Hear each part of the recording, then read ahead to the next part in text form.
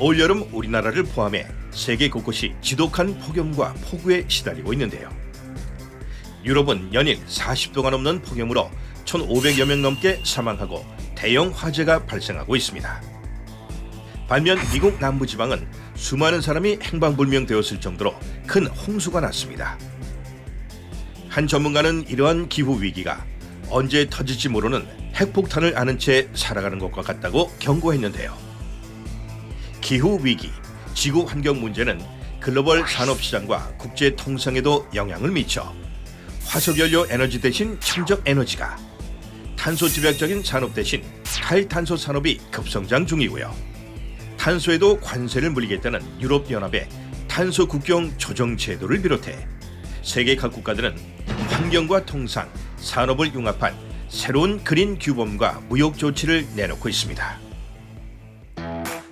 탄소를 아웃시키고 그린 바람을 일고 있는 글로벌 무역 시장에서 우리는 어떻게 해야 할까요? 우리의 통상 산업 정책에서 그 해법을 찾고자 산업 통상 자원부로 떴습니다. 그럼 통상 원정대원 나와주세요.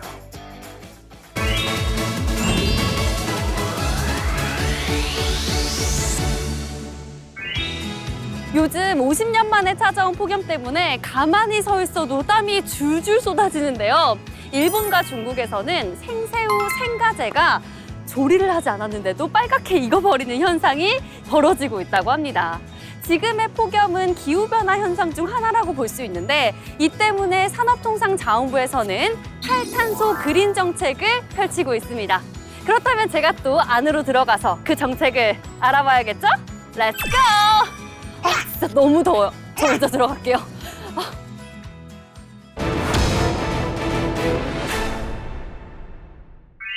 네, 제 옆에는 그린 산업통상 정책 업무를 담당하는 김혜림 사무관님 자리에 계십니다. 반갑습니다.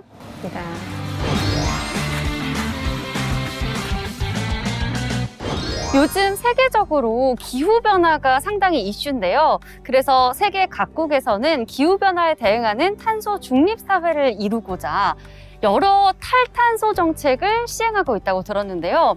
이 대표적인 정책이 어떤 게 있을까요? 네, 유럽연합이나 미국 등은 무역에 영향을 미치는 탈탄소 제도를 시행하려고 추진하고 있습니다.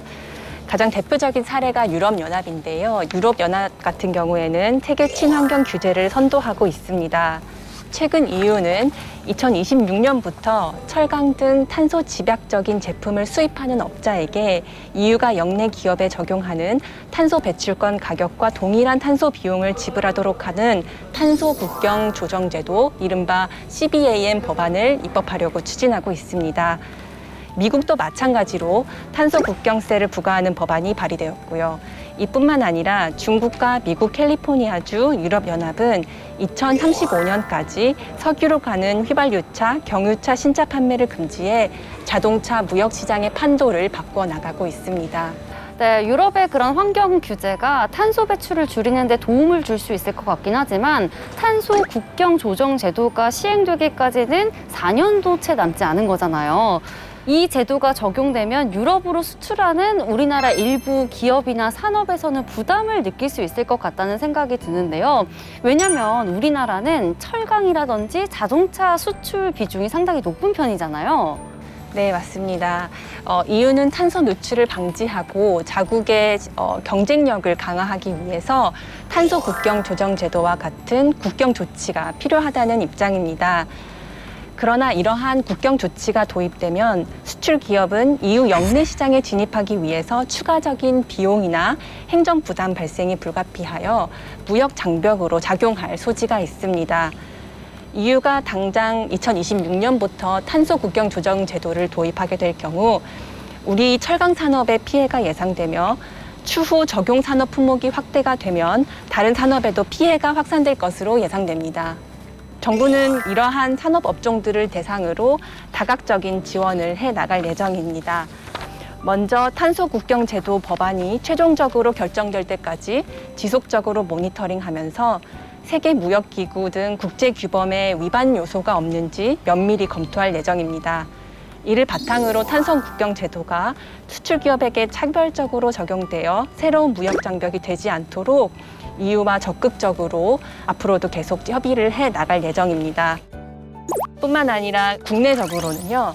대상 업종 기업들에게 EU 탄소 국경 제도를 이행하기 위한 정보를 제공하고 인프라 지원이라든지 대응 역량을 강화할 수 있도록 지원해 나갈 예정입니다.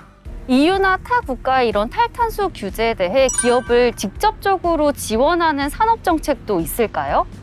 네, 유럽 연합을 포함해서 해외 여러 탈탄소 무역 조치에 영향을 받을 철강, 자동차 산업의 경우에 대해서는 산업부가 그린 디지털 대전환의 패스트 무버 추진 전략을 추진하고 있습니다.